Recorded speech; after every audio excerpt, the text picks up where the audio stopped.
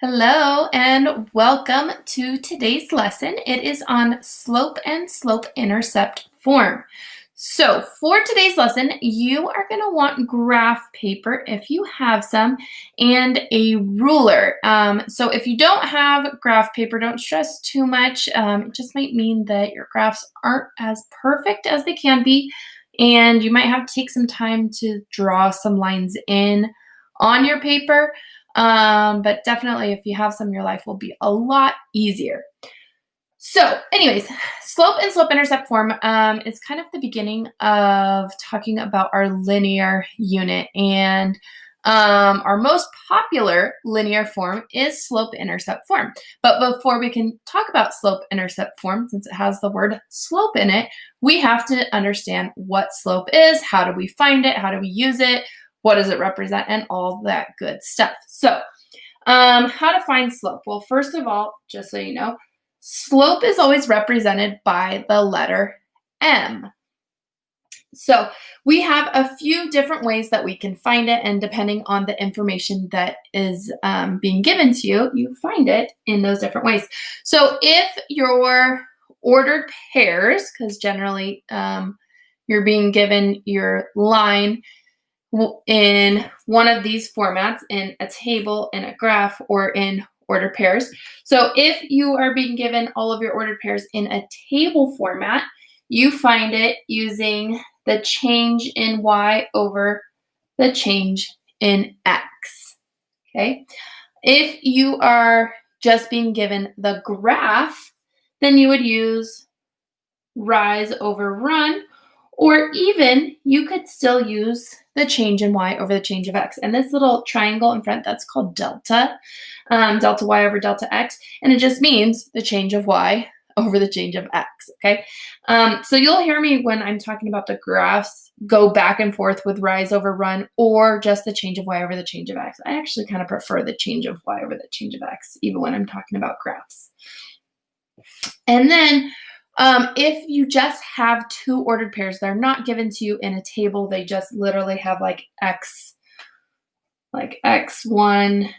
y1, and x2, y2. I'm just trying to represent, here's your first ordered pair and your second ordered pair.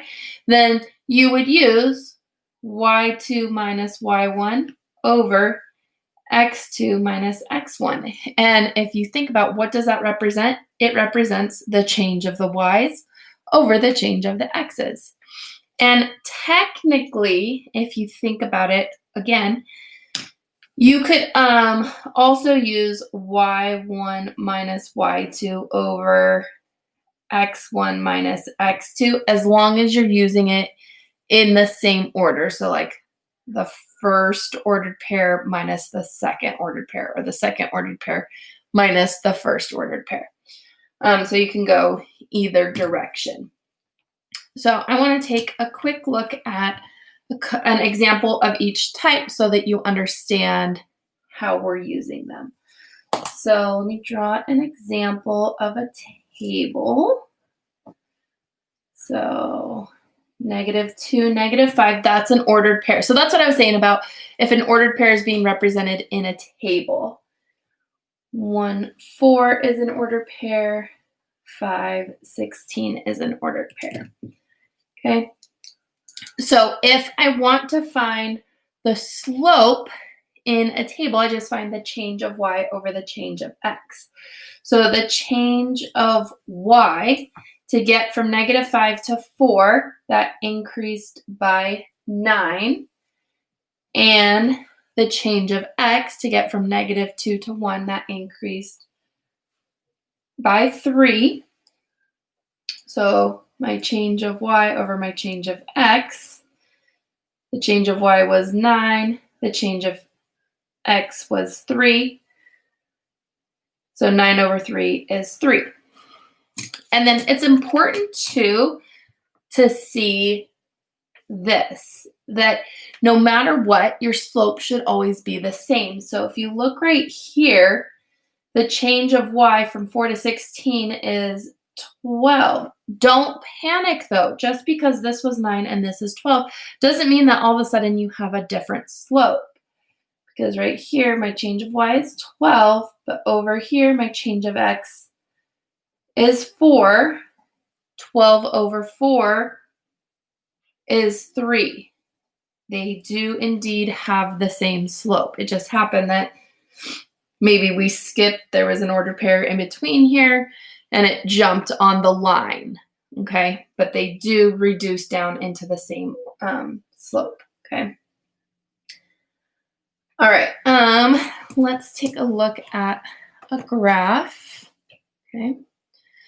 So make sure, again, you have a ruler too, because when we're graphing, we always want to make sure that we have straight lines and not these crazy, just kind of rough lines, because then you're not actually going to have your correct ordered pairs coming off of your lines, okay?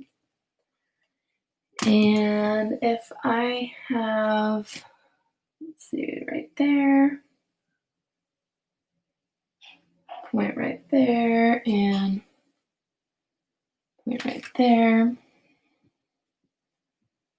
and if I connect them,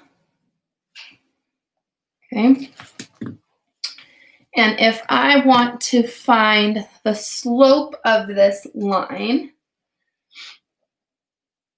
okay, so how I kind of find the slope of the line is lines are either positive or negative, and then we're going to talk down here. You see this thing where it says special slopes. We're going to talk about special slopes, but most of them are either positive or negative.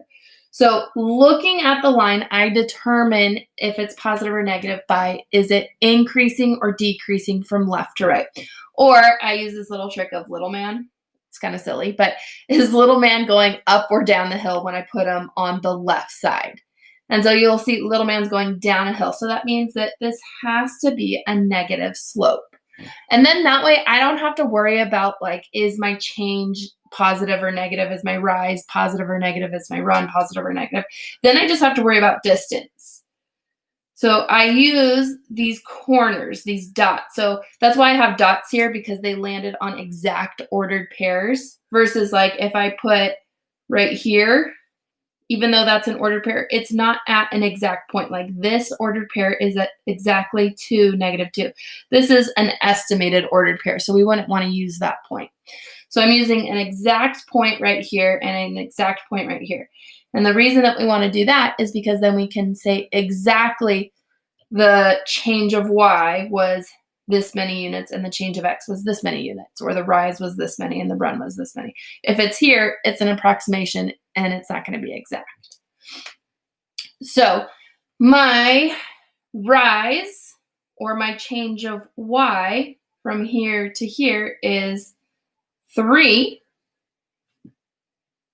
and my run, or my change of x, is 2. So the slope of this line is -3/2. Make sure to always put the y on the top and the x on the bottom. That's what throws most people off. Okay. All right. Let's try ordered pairs. So if I want you to find the slope between 4, -3, and -5, 3. The first thing that I would generally do here is I would label them kind of like I labeled this. So I would call this one x1, y1, x2, y2. Okay. And then I would say the slope is equal to y2 minus, remember the formula is always minus, so y2 minus y1 over x2 minus x1. So 3 minus -3, that's going to plus plus, so that's +6 over -5 minus 4 is -9. And then you always want to reduce your slope. So positive divided by negative is a negative, and then 6 over 9 reduces to 2/3, so -2/3. And then just so you know, if you had done the one on top, y1 minus y2 over x1 minus x2, you would have actually gotten the same thing. So if I just do it real quick, y1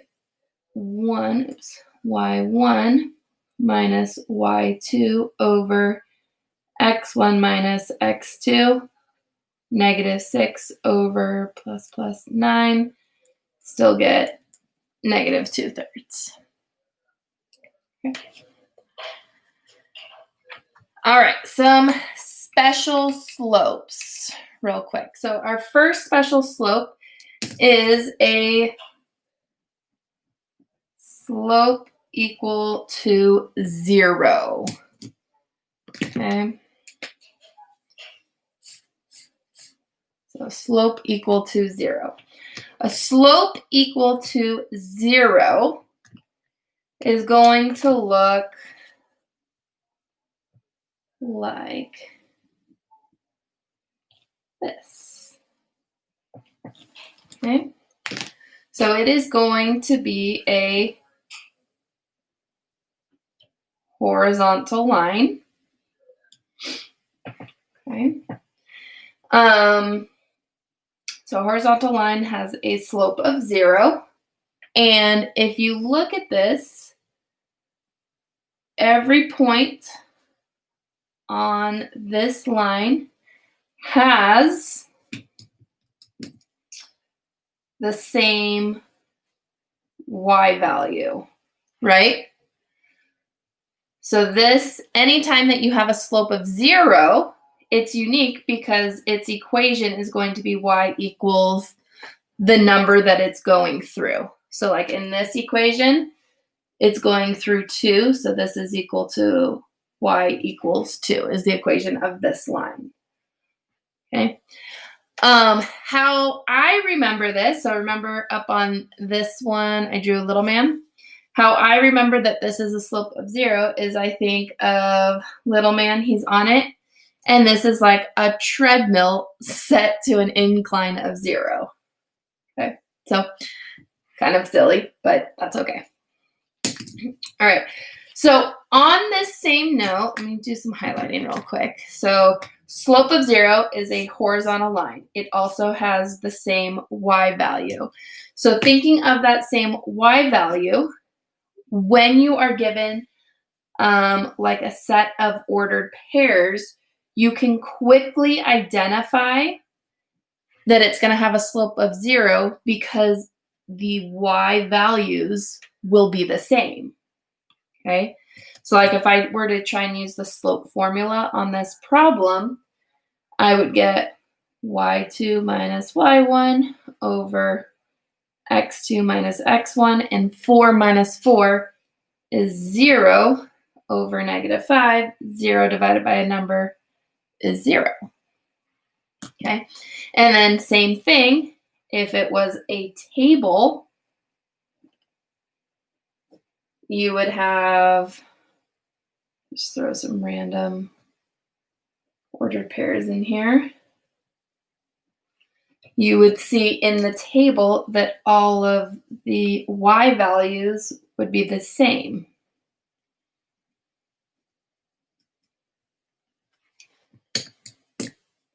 So then if we tried to use the slope formula, which is the change of y over the change of x, our change of y would be 0. And let's see, that would be over negative 5, which would be 0. Okay. So that's our first special slope, slope of 0. Our second special slope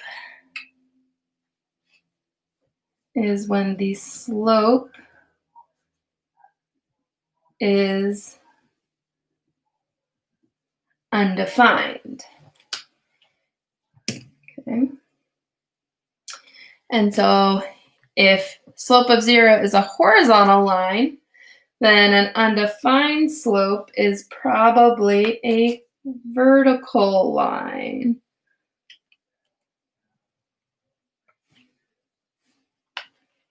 Okay.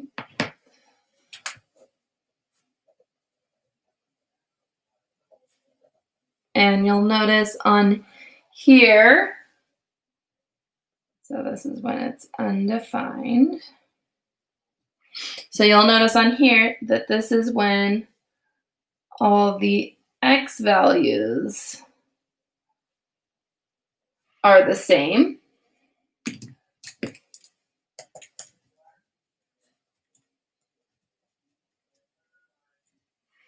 So that would give you an equation of x equals the number. So like the equation for this is x equals -1. Okay.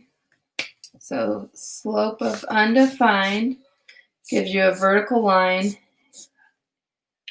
and they have all the same x values.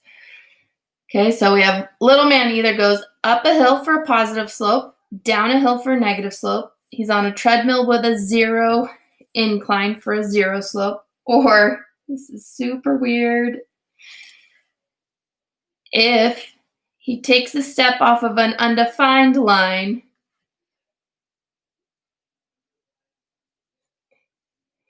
he dies, and look at, he dies, DIE, in undefined. I know, that's so weird. I'm such a weirdo sometimes, I'm sorry. So, oh. All right, so let's break it down into our ordered pairs and our tables. What are we going to see here?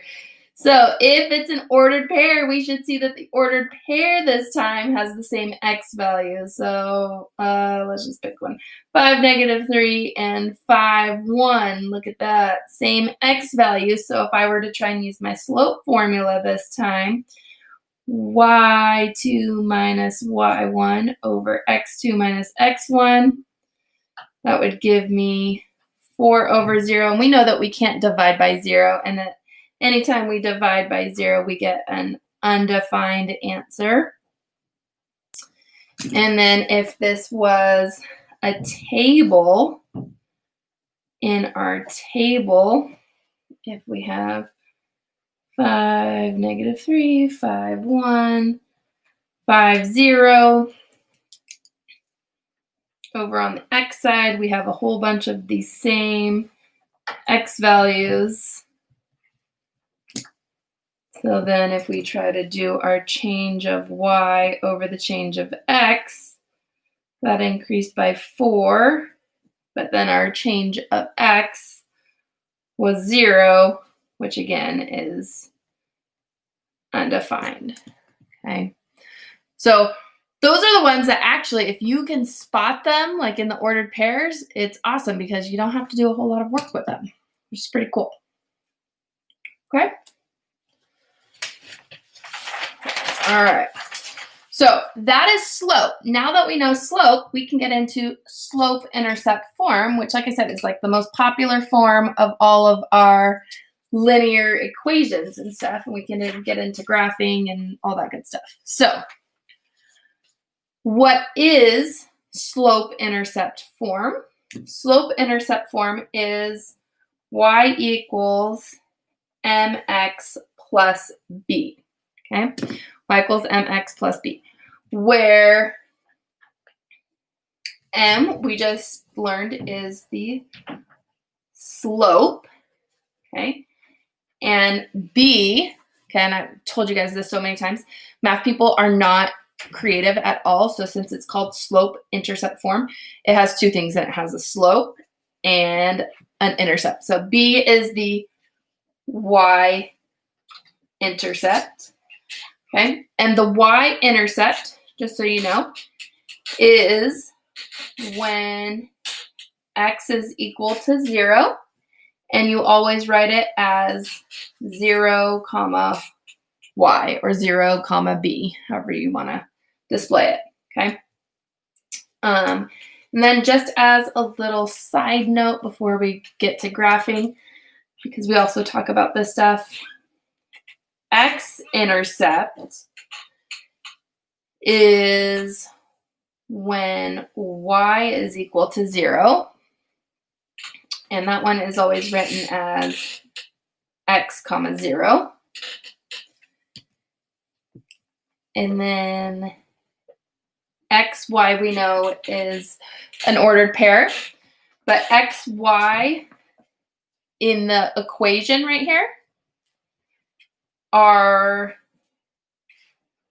the points on the line, and they're also known as solutions. Okay. All right, so I've written down kind of a step-by-step on how to graph from slope-intercept form. So in this equation, there is only one thing that they gave you that you know for sure lies on the line, and that is the y-intercept. So that's where we have to start. So we always start at the y-intercept, and then we use the slope to get the next points. And you always want to make sure that you check the direction of the line. Is it increasing or decreasing? And you need to make sure that you have a minimum of 3 points when you're graphing. And the reason for that is because it's super easy to miscount at some point. Like, let's say the slope is 4/5 and you accidentally counted 6 instead of 5 points on one of them. Well, if you have 3 points, when you go to connect your dots with your ruler, they won't all be on the line, and then you know that you need to go back and check. So that's why we always have you have 3 points on the line. And then the third step, it's not actually a step, it's just kind of a rule. You need to make sure that you use a ruler or some sort of straight edge to connect your points, because again, that's how you are checking to make sure that they're actually all on the line. Okay? All right, so we are going to graph a few of them to make sure that we know what we're doing. So we're going to start with y equals 2x minus 3. All right, so our y-intercept is at -3. 1, 2, 3. A slope of 2 is like 2/1. Okay, so that would mean that we would go up 2, right 1. Up 2, right 1. And so since that was a positive slope, it should be increasing from left to right, which when I put my ruler on the paper, that's what I should see happening. And so since I do see that it's increasing from left to right, I'm going to go ahead and do that. Okay. All right. Let's graph y equals -4. Okay, so this is one of those special ones like we just talked about on the last page, where all of the y values,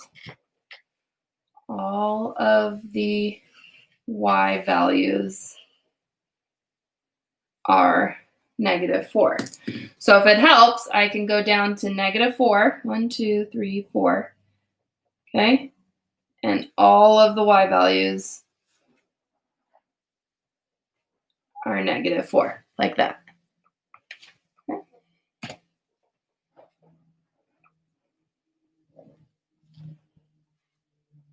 It's gonna look like that. All right. Let's try another one. Okay, let's see if you can do that one. Okay, so y-intercept is at 4. 1, 2, 3, 4.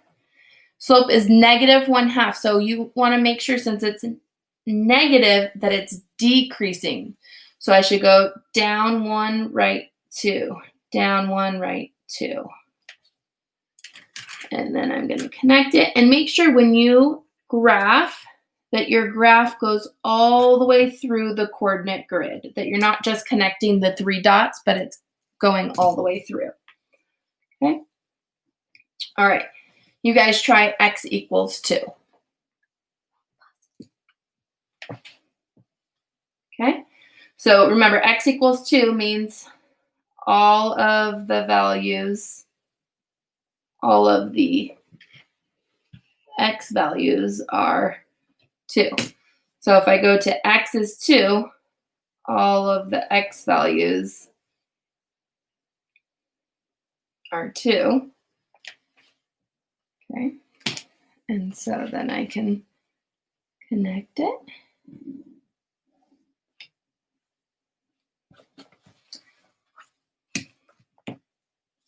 So it should look something like that. All right, last type of problem that we're going to learn is just taking the equation of slope-intercept form and from it being able to identify the slope, the y-intercept, and the x-intercept, okay? So if I have y equals 1/2 x minus 3, okay, and again, I need to be able to identify the slope, the y-intercept, and the x-intercept. Some of these are super easy to identify, okay, because it's y equals mx plus b. So the slope, obviously, is 1/2. The y-intercept is -3, but remember, we always have to write it as an ordered pair. The only thing that is not quite so easy to identify is the x-intercept. So the x-intercept, when we do this, is, remember, when y is equal to 0. So we are going to substitute a 0 in for y. So 0 equals 1/2 x minus 3. And then we solve it. So we have 3 equals 1/2 x. Then multiply by 2 over 1. We get 6 is equal to x. So then my x-intercept is at 6, 0. Okay. All right, so now that you guys have seen all the problems, now it's time to make sure that you know how to do the problems, okay? So if you need to refer to your notes as you practice them, that's okay, but we want to make sure that you can do them. So first one that you are going to do is you are going to find the slope between the points -2, 3, and 4, -1. Go ahead. All right, so I would label them.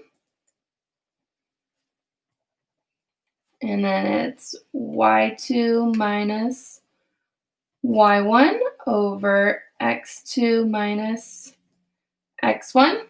-1 and -3 is -4. 4 minus -2 plus pluses, that's 6. Negative divided by positive is negative. 4 over 6 reduces to -2/3. Okay. All right. You're going to graph y equals x minus 4. Go for it. Okay. Y-intercept is at -4. 1, 2, 3, 4.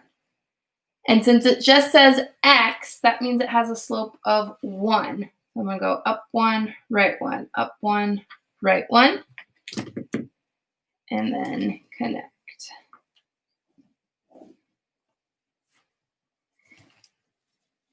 All right, try B. It says to graph y equals -3/4 x plus 2. Okay, y-intercept is at +2. Slope is -3/4, so down 1, 2, 3 over 1, 2, 3, 4. I can't necessarily get another one on my paper that way, so instead of going down 3, right 4, I could also go up 1, 2, 3, and back 1, 2, 3, 4.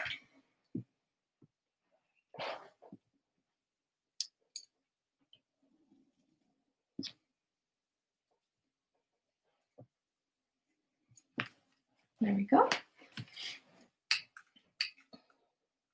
All right. Try C. You're going to graph x equals -3.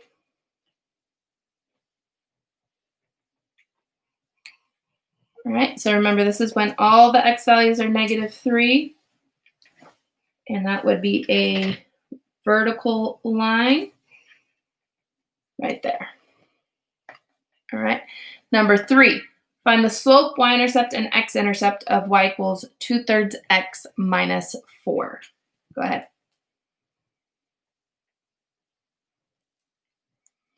Okay, so my slope is 2/3. My y-intercept is at 0, -4. And then to find the x-intercept, plug in 0 for the y. And then I add 4. Multiply by 3/2 on each side because that's reciprocal.